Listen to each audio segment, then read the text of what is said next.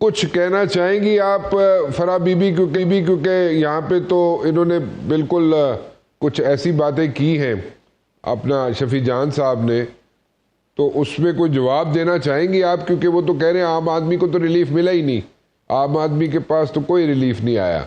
ठीक है, despite the fact that there it's a situation, we are going through a situation और पूरी दुनिया इस सिचुएशन से गुजर रही है, लेकिन मेरा तो ख्याल था कोई ब्रीदिंग स्पेस मिल जाएगा कि जनाब इसमें होते हुए, इस सिचुएशन में रहते हुए ये बजट जो बनाया गया है इसमें कोई करतब भी दिखाया है हुकूमत ने और पॉजिटिव सेंस में, लेकिन शफी जान साहब कोई उसमें कोई एज देने के लिए तैयार नहीं है हुकूमत को।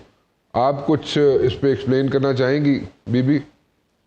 जी जी, राना साहब, मेरे भाई ने जो फरमाया, बस मैं इनसे ये सजेस्ट करूंगी कि वो एक दफा जो है इकोनॉमिक सर्वे को भी गो थ्रू कर लें और इस बजट को भी डिटेल से पढ़ लें। ये बहुत आसान और सादा अल्फाज में है जो कि हर एक की समझ में आता है। इन्होंने इन्फ्लेशन की बात की, पता नहीं इन्होंने इन्फ्लेशन कहां तक पहुंचा दी, 10 तक पहुंचा दी, जबकि हदफ जो पिछले बजट का था वो 7.5 था। बावजूद इसके जो इन्फ्लेशन है वो 6.2 रही और इसमें जो आखिरी मार्च का महीना था, चूंकि वो ईरान और अमेरिका की जंग की वजह से 10% ऐड हुआ।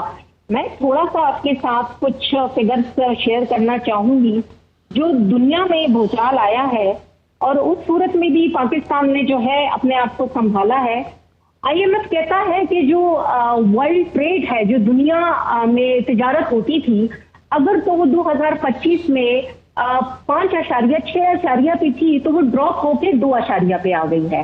और इसी तरह अगर हम उसकी इन्फ्लेशन देखें तो वो अगर 3 या 4 पे थी तो वो आगे जाके जो है इन्हीं हालात की वजह से 9-10 पे पहुंच जाती है।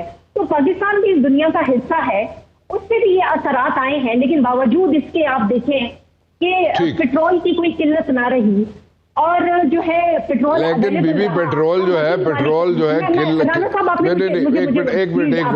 नहीं, मैं बिल्कुल आपको ही मौका दूंगा, लेकिन पेट्रोल की अगर आप बात करें, ठीक है आपने पेट्रोल की किल्लत नहीं होने दी हुकूमत ने, but at the very same time petrol की कीमतें तो लेवीज को अगर चेक करें, उसको जरा काउंट डाउन करें लेवी को, तो that has gone like tremendously high, वो तो बहुत ज्यादा ऊपर चली गई।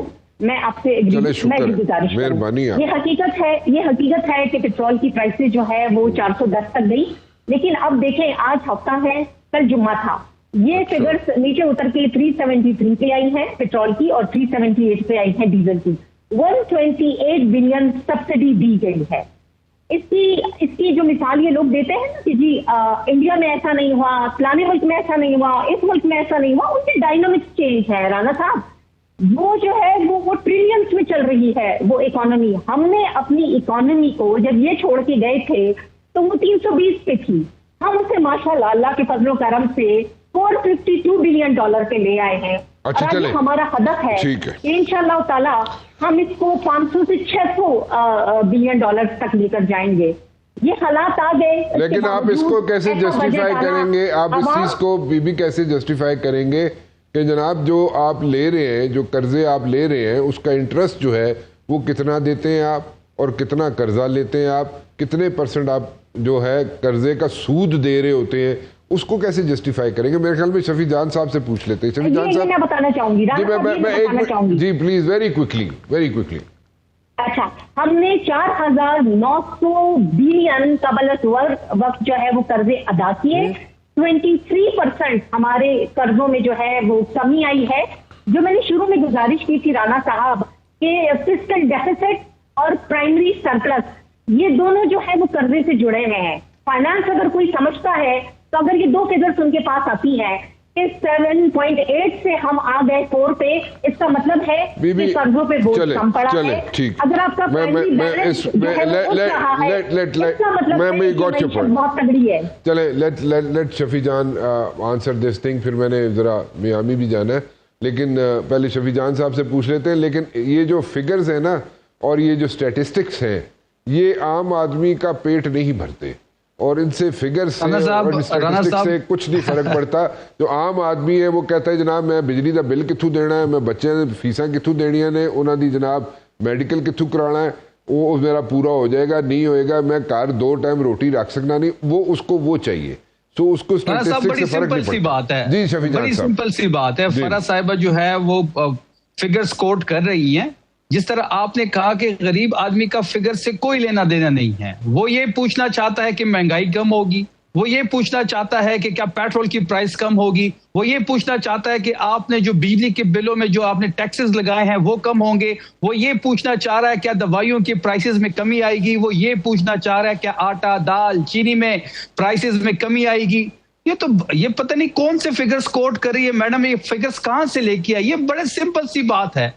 8.5% तो आपकी अपने आप खुद कह रहे हैं कि महंगाई होनी है।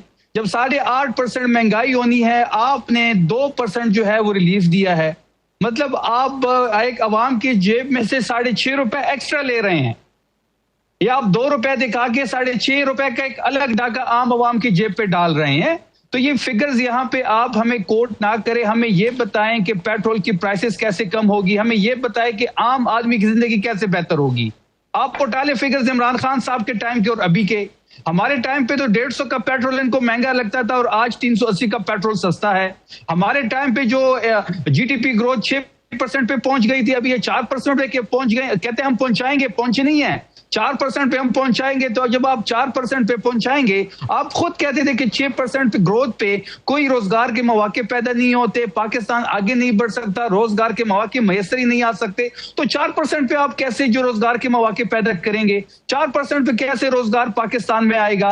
4% पे कैसे पाकिस्तान का आम नौजवान जो यूनिवर्सिटियों से फारिग हो रहा है कि वो मार्केट में उसको जॉब मिलेगी या नहीं मिलेगी? बात बड़ी वाज़ेह है कि इस तजुर्बेकार टीम ने, इस नाअहल टोले ने ये 17 सीटों पे आए हुए जो ये वैसे शफी जान साहब, बात ये है कि ये चले, ये तो कहते थे कि हम तजर्बाकार हैं, लेकिन आप लोग भी कहते थे कि तजुर्बेकारी, लेकिन आप लोग भी यही कहते थे, पीटीआई वाले भी यही कहते थे कि आप लोगों के पास भी बड़ी अच्छी टीम है, लेकिन आप लोगों की टीम ने भी ऐसा लोगों को जरा डिसहार्ट किया, उनके दिल भी टूटे। उस राना साहब नहीं, राना साहब ये तो देखें, आप हमारे टाइम के फिगर्स उठा ले और इनके टाइम के फिगर्स, फिर आप फिगर्स की तरफ जा रहे हैं। मैं बीबी को कह रहा हूँ फिगर से पेट नहीं भरते, आप फिगर की तरफ वापस नहीं, मैं उस फिगर्स की नहीं, बड़ा सिंपल से फिगर है कि हमारे टाइम पे पेट्रोल 150 का था और आज मंडी में पेट्रोल जो था वो $120 पर बैरल था। आज भी ईरान अमेरिका जंग की वजह से भी $120 पे जो है वो बैरल नहीं गया। अभी जो बैरल है वो कोई 90, 95 या 100 के बीच में है। और जो पाकिस्तान में पेट्रोल की प्राइसेस है वो 380 है। हमारे टाइम पे 1200 का आटा मिलता था, अभी 2600 का मिल रहा है। हमारे टाइम पे दाल की प्राइसेस क्या थी, अब दाल की प्राइसेस उठा ले, सब्जी की प्राइसेस उठा ले, दवाइयों की प्राइसेस उठा ले। आम आदमी की जिंदगी अब अभी जो नया सर्वे आया है कि 45% और तुसी आपे फिर सर्वे वाले पासे टुर पे सफी जान साहब की कर दियो तुसी। मैं बीबी को एक और चीज स्टैटिस्टिक्स की जान छुड़ाई, मैं बीबी को जान छुड़ाई स्टैटिस्टिक्स की, तुसी उस पासे टुर पे हो।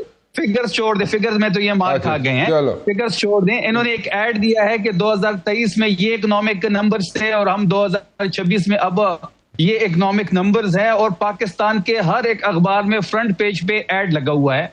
ये तो ऐसी बात हुई है कि मेरे बेटे ने एक जमात में 5 नंबर ले लिए हैं, अगले साल 6 ले लिए हैं और अगले साल जो है वो 7 ले रहा है और पासिंग मार्क जो है वो 33 है। तो इनकी तरक्की तो इस किस्म की है। बात बड़ी वाज़ेह है कि नेशनली और इंटरनेशनली ये बायसे शर्मिंदगी है ये टोला।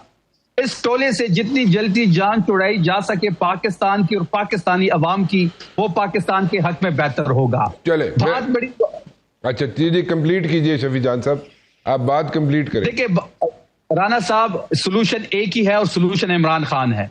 इन्होंने हर चीज ट्राई कर ली 4 सालों में। इन्होंने फॉर्म 47 भी बना लिए, इन्होंने तजुर्बेकार टीम भी देख ली, इन्होंने शहबाज स्पीड भी देख ली, लेकिन अवाम जुड़ी है इमरान खान के साथ। तमाम मसाइल का एक हल है, वो इमरान खान है, सियासत का मरकज अडयाला है।